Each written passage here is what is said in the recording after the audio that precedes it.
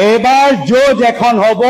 আৰু আমিও যুঁজৰ বাবে প্ৰস্তুত আৰু যুঁজটো জিকিবলৈ বাবে যি ত্যাগ কৰিব লাগে যি বলিদান দিব লাগে যদি জেললৈ যাব লাগে অসমৰ জনসাধাৰণৰ স্বাৰ্থত যিকোনো পৰ্যায়ত আমি যাব পাৰিম যুঁজ এবাৰ হ'ব আমি সকলোৱে যুঁজিম আমি সকলোৱে জিকিম নিৰ্বাচনী ক্ষেত্ৰত কংগ্ৰেছ দল সকলোৰ লগত কথা পাতিব কংগ্ৰেছ দল সকলোৰ কথাবোৰ শুনিব আৰু সকলোৰ কথা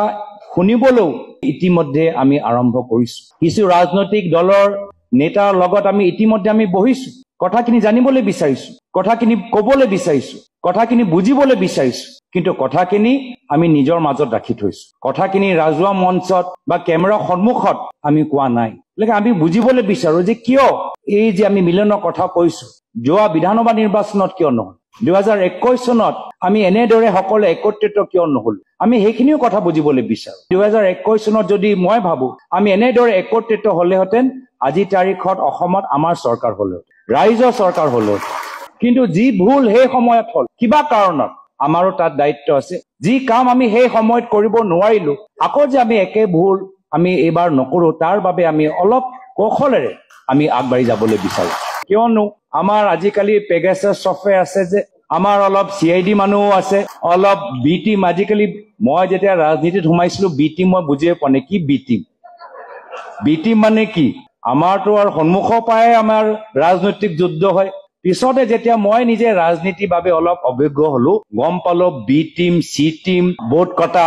এইবোৰ সব মই গম পালো নহলে মইতো খুব সহজ সৰল ভাৱে ৰাজনীতিত সোমাইছিলো যে আপোনালোকৰ যিখিনি কাম কৰি থাকে খেতিয়কসকলৰ লগত মাটি পট্টাৰ লগত সেইখিনি কাম আমি ৰাজনৈতিক মঞ্চৰ যোগেদি গম পালো ৰাজনীতিত ভৰি দিয়া পিছতে গম পালো B team C team vote কটাৰ এইবোৰ সব আমি গম পালো পইচাৰ খেল আৰু সেই কাৰণে আমাক বহুত সজাগ হোৱাটো উচিত আৰু কৌশলেৰে আগবাঢ়ি যোৱাটো উচিত এটা কথা ৰোগেন্দ্ৰ যাদৱ ডাঙৰীয়াই কৈছে আৰু সেইখিনি কথা আমাক মন দিয়াটো খুব উচিত আজি তাৰিখত ভোটাৰ লিষ্টৰ ৰিভিজন হৈ আছে মই আপোনালোকক ক'বলৈ বিচাৰো আজি তাৰিখত যদি আপোনালোকে চাই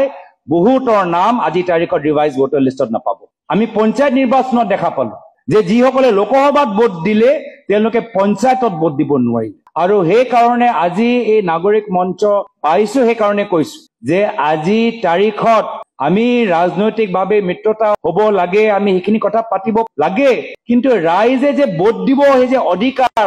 লাহে লাহে বিজেপি আৰএছএছ কাঢ়ি লৈ গৈছে ভোটৰ দিয়া অধিকাৰ ওপৰত যে বিজেপি আৰএছএছ আক্ৰমণ কৰিছে আজি তাৰিখত আটাইতকৈ প্ৰাসংগিক কথা হৈছে যে আমি অসমৰ মানুহৰ মাজত এটা বিশাল আমাৰ ভোটৰ সজাগতা সভা বা এটা অভিযান আমাক আৰম্ভ কৰিব লাগিব আপোনালোকে য'তে আছে আপোনালোকে যিসকলৰ লগত কাম কৰে তেওঁলোকক বুজাওক যে কেনেদৰে ইলেকশ্যন কমিশনৰ ৱেবছাইট খুলিব লাগে কেনেদৰে ৱেবছাইট খোলোতে এপিক কাৰ্ড লাগিব এপিক কাৰ্ড লগত আপোনালোকে নিজৰ ভোটাৰ তালিকাত নিজৰ নাম আছে নে নাই সেইটো চেক কৰক আৰু কিবা কাৰণত যদি নাই কেনেদৰে এপ্লাই কৰিব লাগে আজিৰ তাৰিখত মই কৈছো মই ইনফৰমেশ্যন পাইছো যিদৰে তেওঁলোকে ৰিভাইজ কৰিছে এটা ৰিভিজন হৈ গ'ল আহা কিছুমাহ পাছ দ্বিতীয় ৰিভিজন আৰম্ভ কৰিব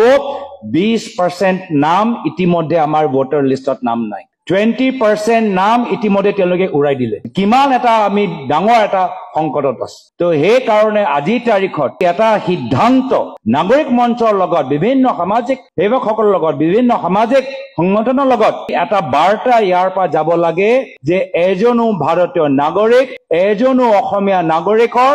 ভোট দিয়া অধিকাৰ আমি হিমন্ত বিশ্ব শৰ্মা ডাঙৰীয়াক কাঢ়ি লৈ যাবলৈ নিদিওঁ আৰু ইয়াৰ দায়িত্ব কোনে ল'ব ইয়াৰ দায়িত্ব আমি সকলোৱে ল'ব লাগিব ৰাইজ আমাক ভোট দিবলৈ বিচাৰে আপোনালোকে যিবোৰ বিষয়বোৰ উত্থাপন কৰিলে প্ৰত্যেক বিষয়বোৰ সঁচা আজি মই নিজেই দেখিছো যে আজি ট্ৰাইবেল কাউন্সিলৰ মাটিৰ ওপৰত হিমন্ত বিশ্ব শৰ্মা ডাঙৰীয়াৰ বিশেষ চকু ক'ৰবাত 9,000 বিঘা ক'ৰবাত 18,000 বিঘা ক'ৰবাত 12,000 বিঘা ক'ৰবাত 6,000 বিঘা কিয় কি এই ট্ৰাইবেল কাউন্সিলৰ ভিতৰত মানুহৰ ওচৰত সেই ভূমি পট্টাটো নাই আৰু কাউন্সিলৰ ভিতৰত এনেদৰে নেতৃত্ব আছে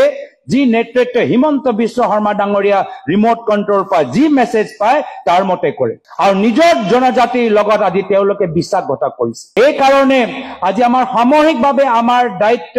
যে অসমীয়া খিলঞ্জীয়া জনজাতিৰ মাটি আমি হিমন্ত বিশ্ব শৰ্মা ডাঙৰীয়াক ইমান সহজ সৰলভাৱে আমি কাঢ়ি লৈ যাবলৈ নিদিওঁ বিভিন্ন জনজাতিৰ আবেগ আছে স্বাভিমান আছে আকাংক্ষা আছে ৰাজনৈতিক সপোন আছে কিন্তু এটা ওপৰত এটা কেতিয়াবা গাহৰি মাংস গো মাংস লৈ আমাৰ বিভিন্ন জনগোষ্ঠী জনজাতি যে ৰাজনৈতিকভাৱে আশা তাৰ ওপৰত চেঁচা পানী হিমন্ত বিশ্ব শৰ্মা ডাঙৰে পেলাবলৈ বিচাৰিছে সমাজৰ মাজত বিভ্ৰান্তি সৃষ্টি কৰিবলৈ বিচাৰিছে তো আমাক ৰাইজক বুজাব লাগিব ভোটাৰসকলক বুজাব লাগিব যে আমি বিজেপি আৰএছএছৰ জালত ভৰি নিদিও আহা বছৰ আমি এই সাম্প্ৰদায়িক ৰাজনীতি বিদায় দিম আৰু ৰাইজৰ নেতৃত্বত ৰাইজৰ পৰামৰ্শ অনুসৰি আমি এটা চৰকাৰ গঠন কৰিম নহলে আজি এটা পিছত এটা আমালোকৰ মাজত বিভ্ৰান্তি সৃষ্টি কৰা বিষয়বোৰ তেওঁলোকে আনিবলৈ চেষ্টা কৰি আছে আমি বুজিব লাগিব যে আজি কাৰ্বি আংলঙত কাৰ্বি মানুহৰ আবেগ কি আমি বুজিব লাগিব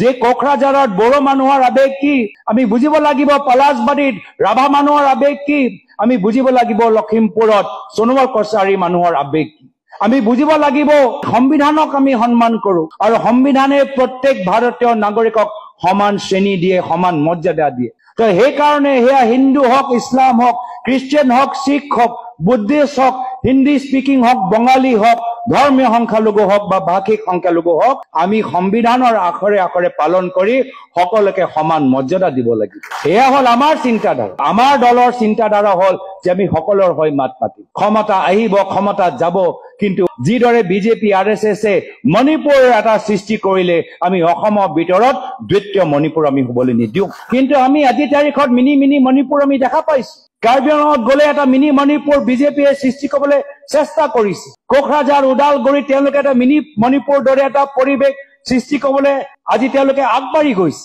তো পুনৰবাৰ কৈছো যে আমাৰ দায়িত্ব আৰু আমাৰ দলৰ আদৰ্শ যাৰ আদৰ্শৰ লগত আমি বিশ্বাসঘাত কৰিব নোৱাৰো যে আমি সকলোকে একত্ৰিত কৰিম আৰু সেই কাৰণে আমি কেতিয়াবা কওঁ যে যেতিয়া আমি নিৰ্বাচনী কথাবোৰ পাতো এলায়েন্সৰ কথাখিনি পাতো বহুতখিনি কথা পাতিব লাগে আদৰ্শ মিল হ'ব লাগে কোঅৰ্ডিনেশ্যন এটা হ'ব লাগে কামে আমাৰ পৰিচয় হ'ব লাগে যে আমি বাস্তৱ মিত্ৰ কথাৰে নহয় আমি কামৰ যোগেদি আমি দেখাব লাগে কি হয় আমি এটা শুভচিন্তক আমি শুভ আকাংক্ষী সেই কাৰণে আজি বহুতখিনি আমাৰ কাম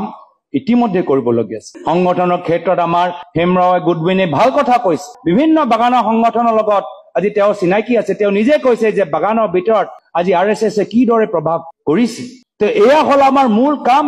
কি য'ত য'ত আৰএছএছ সোমাইছে তাত গৈ আমাৰ এজন প্ৰতিনিধি তাত থাকিব লাগিব তাত আমি ৰাইজক সজাগ কৰিব লাগিব যিদৰে বিহাৰৰ তেওঁলোকে ভোটাৰ লিষ্ট সলনি কৰিছে আজিৰ পৰা আমাৰ ভোটাৰ লিষ্টৰ ওপৰত আমি বৃহত্তৰ চকু দিব লাগিব কথাখিনি আমি সকলোৰ লগত পাতি থাকিম কথা পাতিম কথা শুনিম ক'ৰবাত আমাকো নিজকে শুদ্ধ কৰিব লাগিব আমি স্বীকাৰ কৰিছো আমি যে সব কথা জানো নহয় মই প্ৰথম দিনতে কৈছো আজিও কৈছো আগন্তুক বিধানসভা নিৰ্বাচন কংগ্ৰেছে অকলে খেলি নিদিয়ে কংগ্ৰেছে বিভিন্ন লগত সকলো লগত কথাখিনি পাতি আমি আগবাঢ়ি যামগৈ যেতিয়া নিৰ্বাচন আহিব